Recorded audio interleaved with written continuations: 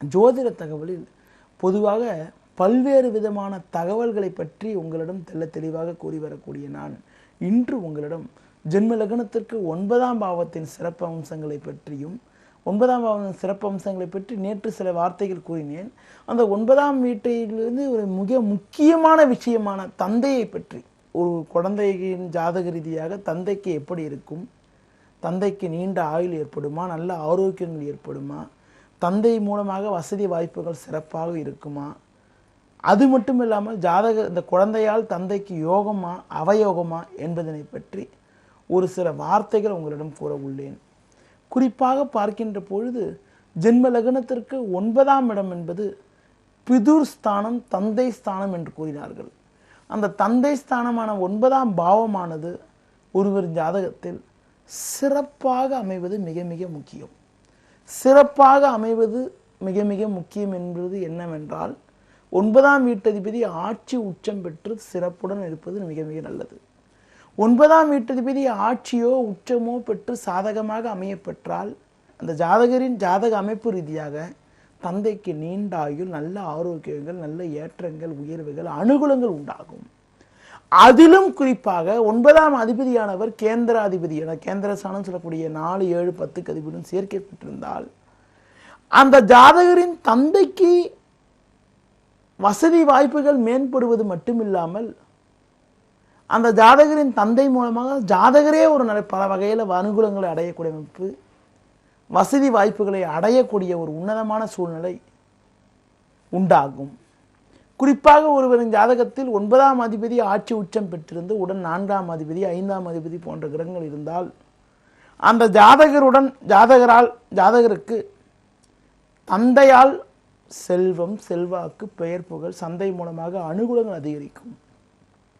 குறிப்பிட்டு சொல்ல போனால் இந்த 4ஆம் அதிபதி, 5ஆம் அதிபதி 9ஆம் அதிபதி சேர்க்கின்ற பொழுது தந்தையால் வீடு, வாகன யோகங்கள், வசதி வாய்ப்புகள், கௌரவங்கள், அது மட்டும் இல்லாமல் அவருடைய காலகாலத்துக்கு அவங்க வாழக்கூடிய அளவுக்கு செல்வத்தை தந்தையே சேர்த்து வைக்கக்கூடிய ஒரு உன்னதமான அமைப்பு ஏற்படும். அதிலும் குறிப்பாக அந்த 9ஆம் அதிபதி பலம் பெறுவது மட்டுமில்லாமல் 5ஆம் இடமும் பலம் பெற்றிருந்தால், 9க்கு 9ஆம் இடமான 5ஆம் இடமும் பலம் பெற்றிருந்தால் தந்தை வழி உறவினர் வகையில் தந்தை வழி மூதாதையர் மூலமாக பூர்வீக சொத்துகள் சிறப்பாக அமையப்பெற்று அந்த பூர்வீக சொத்தால் எல்லா வகையிலும் நல்ல ஏற்றங்களும் உயர்வுகளும் உன்னதமான ஒரு அமைப்பும் உண்டாகும்.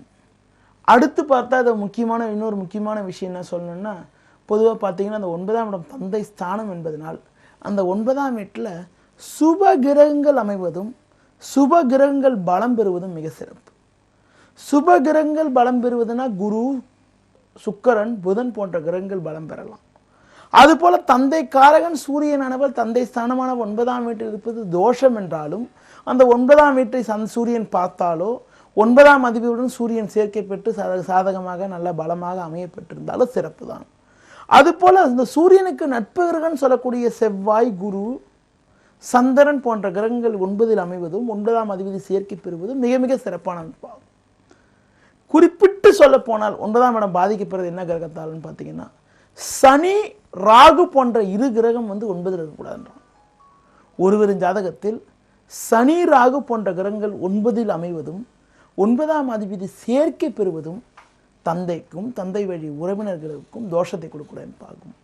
அதிலும் குறிப்பாக 9இல் ராகு அமையப்படுவது கடுமையான தோஷமாகும். ஒருவரின் ஜாதகத்தில் 9இல் ராகு அமையப்பெறுவது அந்த ஜாதகரின் தந்தைக்கு கண்டத்தை உண்டாக்கக்கூடிய அமைப்பாகும். அது மட்டும் இல்லாமல் அது சனி அமைவது கூட பார்த்தீங்கன்னா சனி, ராகு போன்ற கிரகங்கள் 9இல் அமைய பெற்றால் தந்தைக்கு சாதகமற்ற பலன்களும் தந்தைக்கு அனுகூலமற்ற பலன்களையும் உண்டாக்கும்.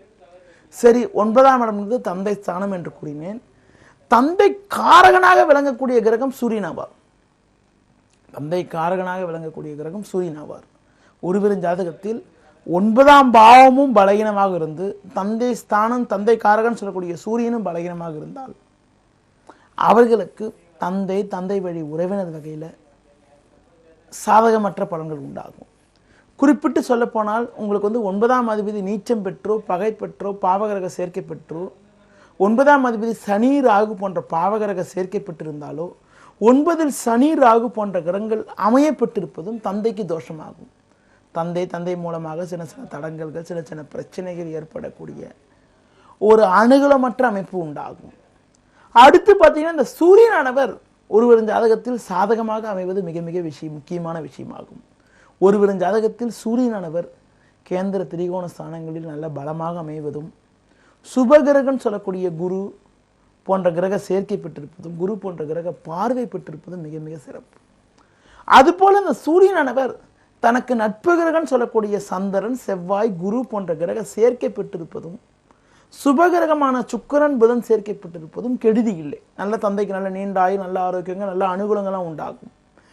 அதுவே ஒரு ஆணின் ஜாதகத்திலோ பெண்ணின் ஜாதகத்திலோ, ஆண் குழந்தையின் ஜாதகத்திலோ பெண்ணின் குழந்தையின் ஜாதகத்திலோ சூரியனானவர் தந்தை காரகன் என்ற காரணத்தினால் சனி ராகு போன்ற பாவகிரக சேர்க்கை பெற்றால் அது கடுமையான தோஷமாகும்.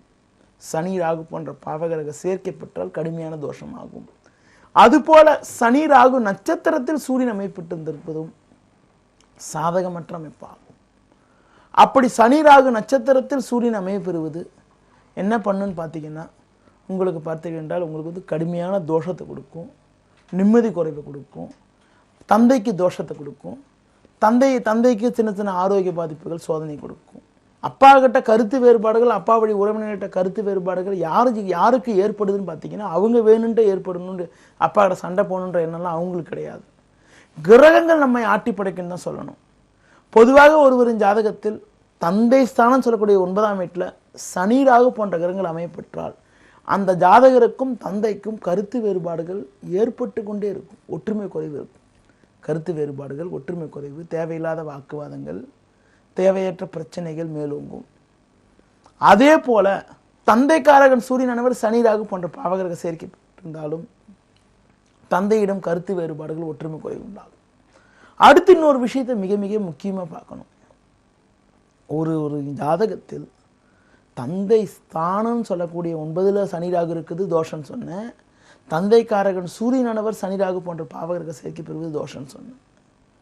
குறிப்பிட்டு சொல்ல போனால் ஒருவரின் ஜாதகத்தில் சூரியனின் வீடுன்னு சொல்லக்கூடிய 5ஆம் இடம் சொல்லக்கூடியது அதாவது காலபுருஷ தத்துவப்படி 5ஆம் இடமாகும். சிம்ம ராசியில் சனி ராகு போன்ற பாவகரங்கள் அமையப்பட்டு இருந்தால், சனி ராகு போன்ற பாவகரங்கள் சிம்மத்தில் அமையப்பட்டிருந்தால் அந்த ஜாதகரை எடுத்த உடனே சொல்லலாம், தந்தை வழி உறவினர் வகையில் ஒற்றுமை குறைவை கொடுக்கும், பிரச்சனைகளை கொடுக்கும், தேவையில்லாத சிக்கல்களை எதிர்கொள்ள வைக்கும்னு சொல்லிட்டு எடுத்த உடனே அடித்து சொல்லிடும். சிம்மத்தில் சனி ராகு அமையப்பெற்ற எந்த ஜாதகமாக இருந்தாலும் சரி, அந்த ஜாதகமானது தந்தை வழி உறவினர் வகையில் பகையை கொடுக்கும்.